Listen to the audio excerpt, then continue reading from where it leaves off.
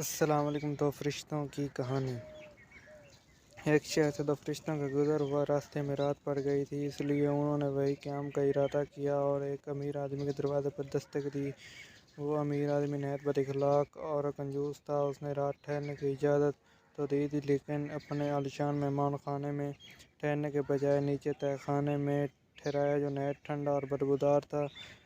گویا وہ جگہ ان کے شایان شان نہیں تھی، لیکن وہ مجبوراً ٹھنڈے اور سخت فرش پر لیٹ گئے۔ بزرگ فرشتے کو نیند نہیں آ رہی تھی۔ اس نے کروٹ بدلی تو سامنے دیوار پر اس کی نظر پڑی۔ اس نے دیکھا کہ دیوار میں ایک سوراخ ہے اور وہ فوراً اٹھا۔ اس نے دیوار کی مرمت شروع کر دی۔ تھوڑی کوشش اور محنت کے بعد وہ دیوار میں سوراخ بند کرنے میں کامیاب ہو گیا۔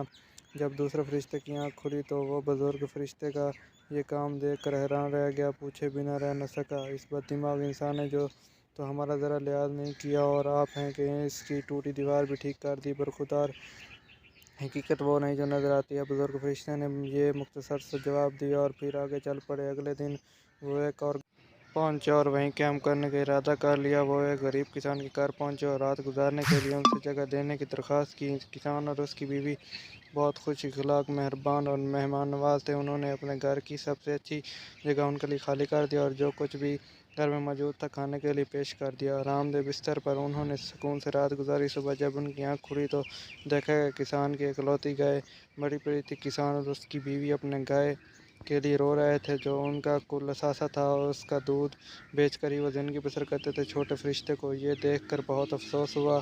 آپ نے یہ سب کیوں انہیں دیا، جبکہ آپ کو پتہ تھا کہ یہ گائے ہی ان کا کل اثاثہ تھی؟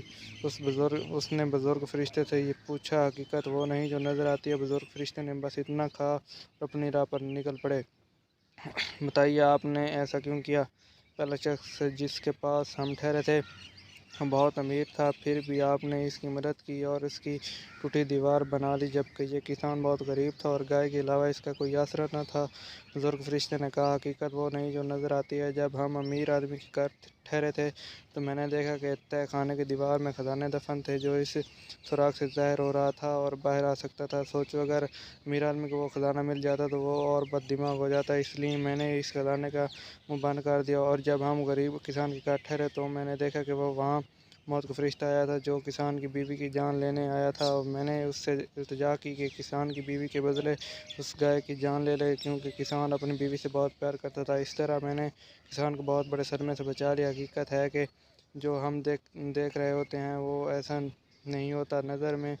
نظر بھی دھوکہ دے جاتی ہے۔ جو کچھ ہمارے ساتھ ہو رہا ہوتا ہے وہ اللہ کی طرف سے ٹھیک ہو رہا ہوتا ہے، لیکن ہم حقیقت کو سمجھ نہیں پاتے اور جلد بازی میں غلط نتیجہ نکال لیتے ہیں۔ اگر ہم اس مقام پر تھوڑا سا صبر کر لیں تو ہمارا ہی فائدہ ہوتا ہے، کیونکہ حقیقت خود بخود سامنے آ جاتی ہے۔